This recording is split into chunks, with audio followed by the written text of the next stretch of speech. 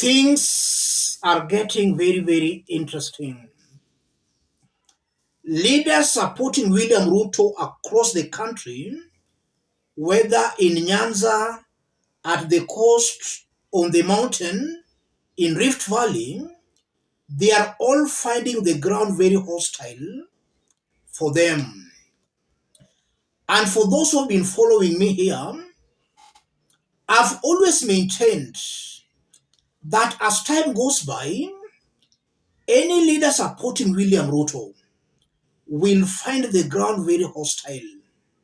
And already we are seeing with our own eyes that the ground is becoming very, very hostile for them. I've also been maintaining here that if Kenyans want to make Ruto a one-term president, they should not hate Ruto, but giving him MPs. Any leader supporting William Ruto, whether that leader has delivered on the ground, that leader has to be rejected. Kenya is not in shortage of good leaders. There are even better individuals who have not yet been elected. If any leader supports Ruto, that's a leader who must be rejected. It's a price worth paying. So reject Ruto and equally reject any leader supporting him. Just yesterday, we saw Nyali Member of Parliament Jijopevu being chased away in Mombasa.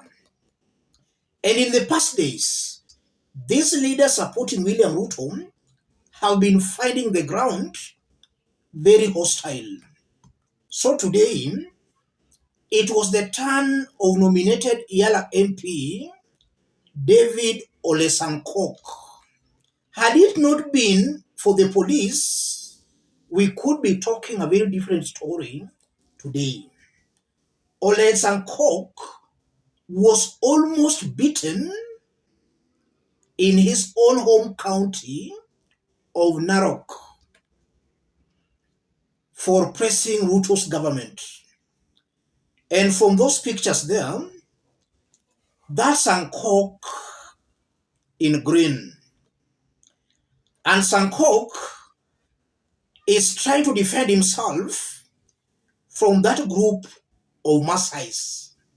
The Maasais were after his life for supporting Ruto. And they were telling him very clearly that they are suffering, but the likes of Sankok are not seeing their sufferings. They are still pressing Ruto's government. So Sankok, had it not been for the police, we could have been talking a different story today.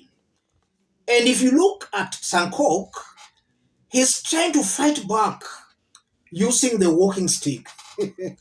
You can just see how disparate these leaders supporting Kenya Kwanza have become.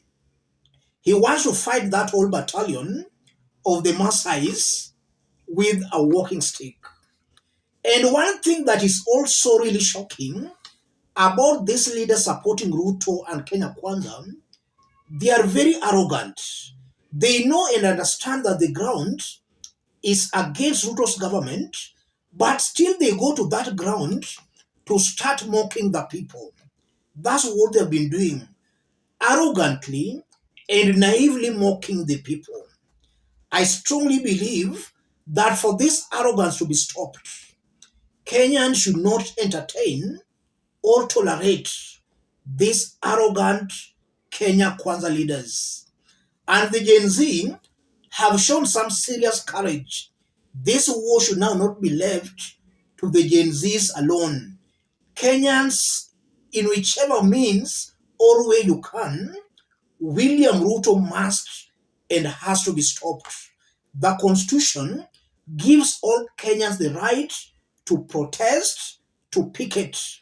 If we feel William Ruto is not serving our own interests, the Constitution gives us the right to demand for William Ruto to go. I want us to dig deep into all this, ladies and gentlemen, for Kenyans to understand it better.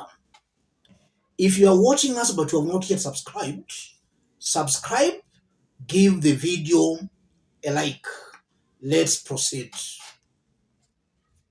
We know that Sankok never voted in parliament. Why is it that his fellow Maasais are very angry with him? It's obvious that they are angry with him because he's supporting Ruto's government. They are also angry with him because he's not very sensitive to the plights of the suffering Kenyans. Anytime they get an opportunity, they always start supporting and pressing Ruto's government. And I've seen that happening across the country, where any Kenya Kwanza leader, if they get an opportunity, they start pressing Ruto's government.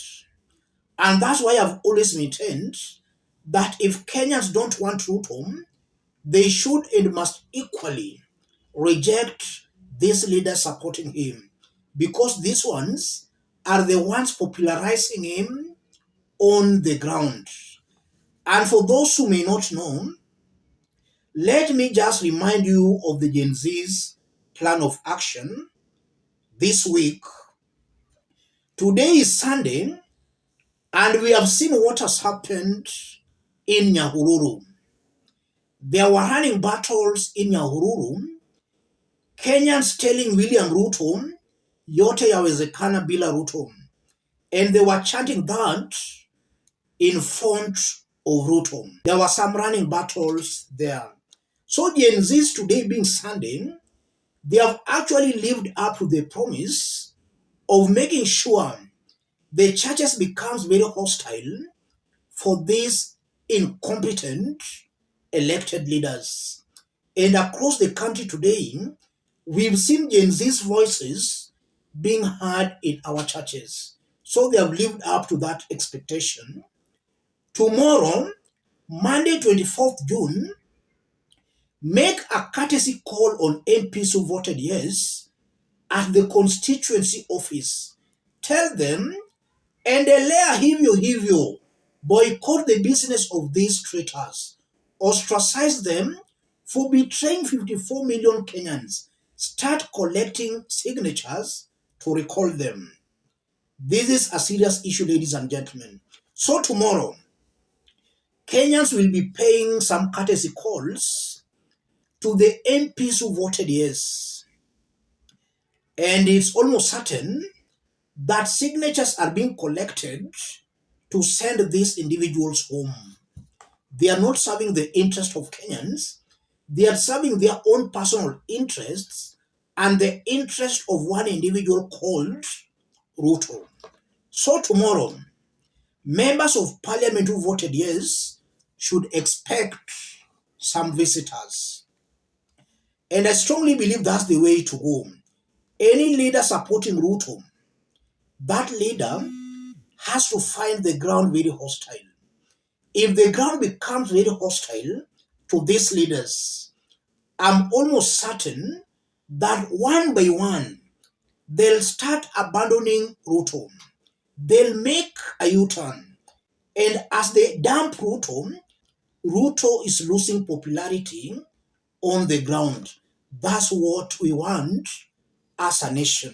So as we reject Ruto, Kenyans should not forget to equally reject any leader supporting Ruto. And from what is happening, it's a fact, it's certain that these leaders are finding the ground very, very hostile. And to the church leaders again, I was also very impressed today to see some church leaders denying the politicians the platform to talk or to play politics in our churches. That's the way to go. And for also these church leaders who are also pressing these corrupt politicians, it's also time Kenyans should also deal with them.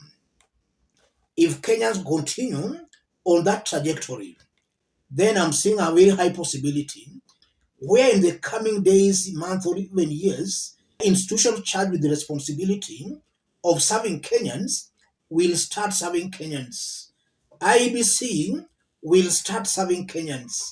The courts, the Supreme Court, they will all start serving Kenyans because they know if they fail to do that, then Kenyans will deal with them. We are on the right trajectory. And this war should now not be left to the Gen Zs. Let them do their own thing without somebody trying to direct them or trying to interfere on how they are doing it.